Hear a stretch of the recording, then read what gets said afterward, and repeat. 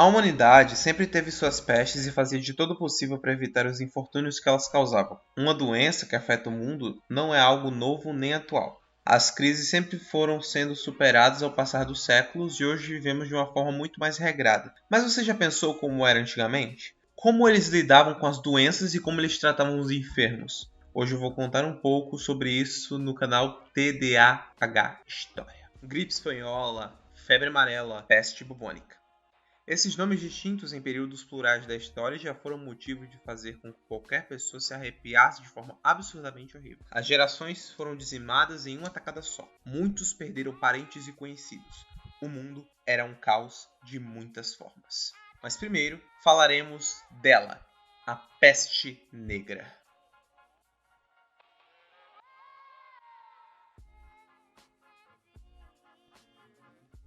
Essa peste foi considerada a primeira bomba biológica da história. Tudo começou em 1346, quando os mongóis cercaram a cidade de Cafa, na atual Feodósia, na região da Crimeia, e atiraram os corpos mortos de uma doença horrível e altamente mortal. A população foi dizimada, claro, porém os ratos embarcaram junto com as pulgas que habitavam os corpos nas embarcações que de lá saíram. Porém, a pandemia começou mesmo pelo deserto de Gobi, dizimando grande parte da Índia e China, que já havia sido dizimada anteriormente. Lá, a doença afetou os comerciantes do local, que a levaram para o ocidente pela famosíssima Rota da Seda, junto com os magníficos empórios de Gênova. Depois disso, a pandemia começou a se aflorar.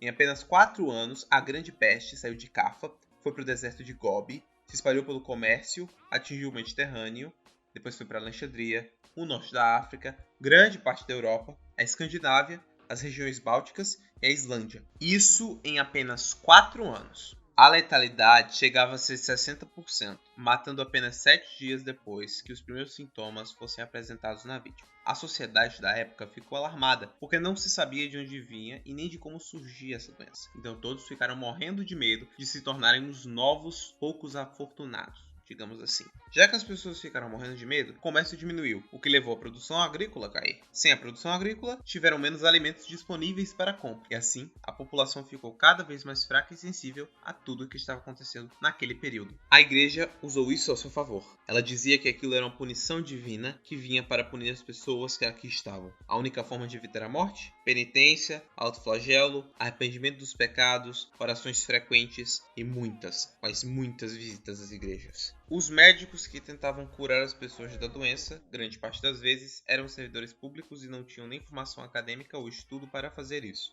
Eles só faziam por experiência própria do que já haviam passado na vida, o que dificultava muito a situação. Além disso, estrangeiros, leprosos, judeus, ciganos e minorias em geral eram culpadas do grande número de óbitos que ocorriam. Por isso, eles eram massacrados pela população e os que sobreviviam eram rechaçados e completamente humilhados. Por fim, isso gerou uma grande falta na mão de obra geral em todos os aspectos, que levou ao aumento dos salários de quem vive estivesse. Os aluguéis diminuíram, as casas ficaram inóspitas, as ruas ficaram vazias. E nos séculos seguintes, a qualidade de vida foi maior do que a existente no século XIV. Claro que isso não diminuiu de nada a desgraça que todas as pessoas passaram durante aquela época, mas de qualquer forma já é uma coisa que deixa nossos corações mais quentinhos, já nos consola um pouco, né? Depois da tempestade vem a bonança. Depois disso, a peste foi diminuindo de tamanho ao passar dos anos, mas nunca chegou a desaparecer por completo. Sempre existiram pequenas crises aqui e ali, mas não da mesma forma que no século XIV. Hoje, essa pandemia está apenas nos livros de história e tomara que continue mesmo lá pelo resto da eternidade.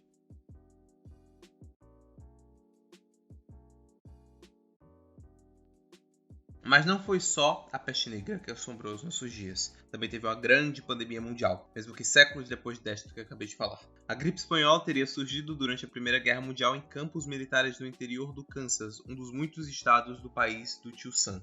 Contaminados, os soldados iam para a guerra na Europa, que contaminavam outros soldados e contaminavam outros soldados, assim por diante. Como estava rolando uma guerra de proporções épicas, quase nenhum país tinha tempo e nem condições de acompanhar e noticiar a nova doença que estava por vir, a não ser a Espanha, que não estava participando da guerra. Por isso que o nome da gripe é gripe espanhola e não gripe americana.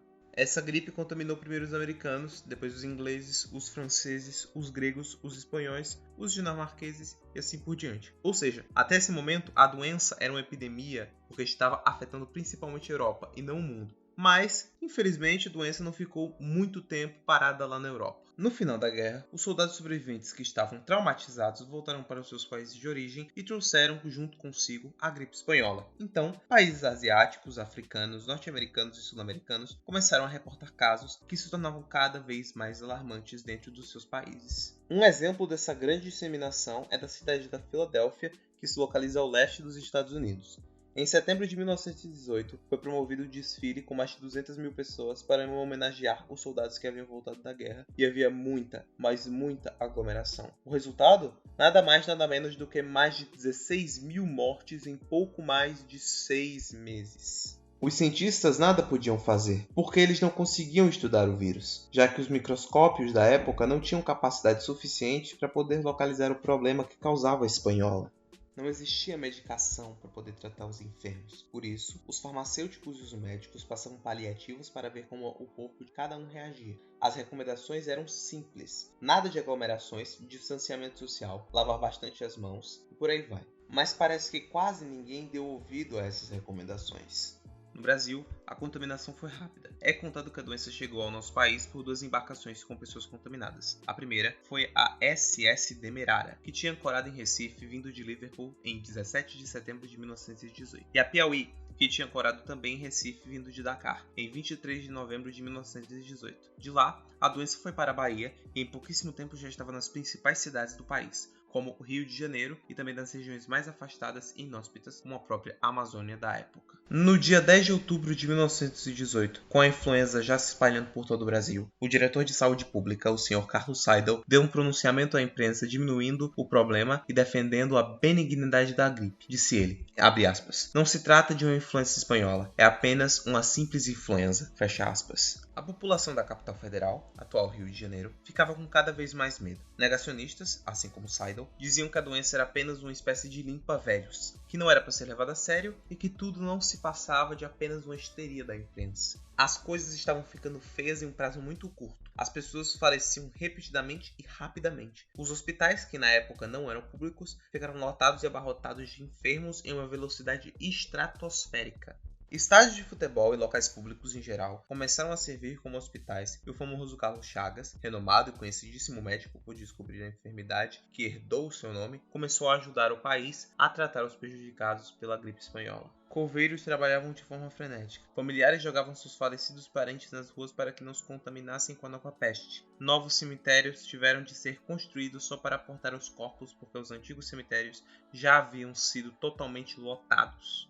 Haviam cadáveres espalhados até nas principais avenidas do país. Um exemplo é a Avenida Central, atual Avenida Rio Branco, que havia sido reformada 4 anos antes para servir como um dos cartões postais da cidade carioca. Como não havia medicação e nem vacina para conseguir curar os doentes afetados pelo vírus, charlatões enganavam as pessoas, vendendo curas impossíveis, entre elas quinino, naftalina, cachaça com limão, canja de galinha, mel ou uísque com gengibre e entre muitos outros métodos que não eram eficazes. Para você ter noção, tudo foi tão ruim que até o presidente da república teve que deixar o cargo após ficar muito doente e padecer com a tão assombrosa gripe espanhola. E 1% da população mundial da época, cerca de 20 milhões de pessoas, perderam suas vidas com essa pandemia, infelizmente. A boa notícia, entretudo, é que essa enfermidade agora é chamada de H1N1. Tem cura e tratamento, ou seja, já não é uma pandemia, e sim uma endemia. Mas não tivemos essa sorte com a doença a seguir.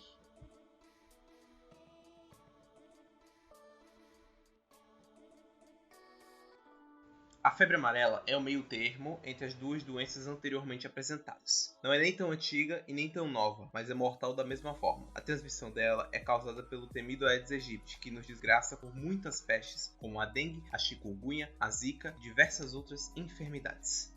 Para termos uma ideia de tudo, vamos falar um pouco de como a doença se manifesta. Tudo começa pelo fígado. Quando a pessoa adoece, o fígado fica bastante prejudicado e não tem mais controle sobre a coagulação do sangue como tiveram anteriormente. Isso causa um aumento na bilirrubina, fazendo com que a pele e os olhos do hospedeiro fiquem amarelos. Ela já existia há mais de 3.000 anos na África e começou a ter surtos conhecidos no final do século XV, junto com Colombo, com o descobrimento das Américas. Foi trazida ao Brasil pela primeira vez em 1685, aportada em Recife.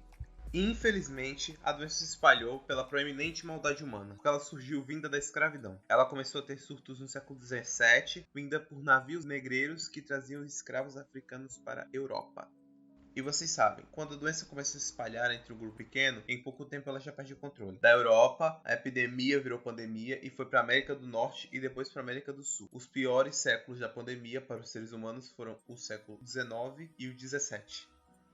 No Brasil, a doença foi agravada no século XIX. Foi de setembro de 1849 até o início de 1850 que o vírus aportou em grande escala no Brasil de forma devastadora. Isso aconteceu porque os brasileiros ainda não tinham familiaridade com o vírus e não sabiam bem como contê-lo.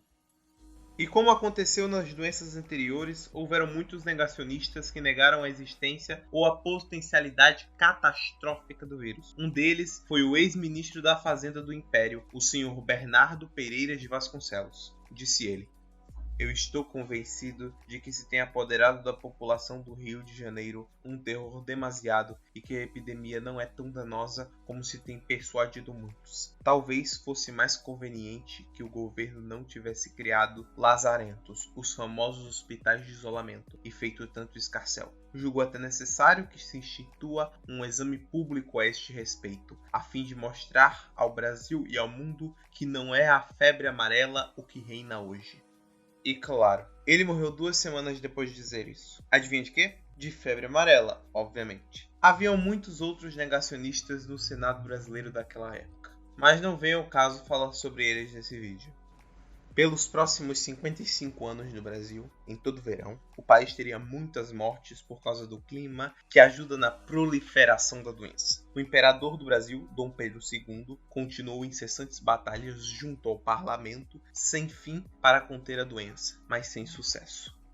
O Rio de Janeiro, por tempos, virou símbolo de uma capital completamente dominada pela febre, e assim atrapalhando o turismo e a alocação de novos moradores à famosa cidade maravilhosa. Muitos preferiam ir à Argentina, mas não ao Brasil, por causa da febre amarela.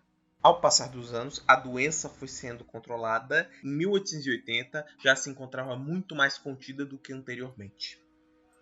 A mais célebre revolta contra a febre amarela foi a revolta da vacina em 1904, fazendo com que a capital da República ficasse livre em pouco tempo da febre. Tudo isso foi arquitetado pelo mestre Oswaldo Cruz em sua época.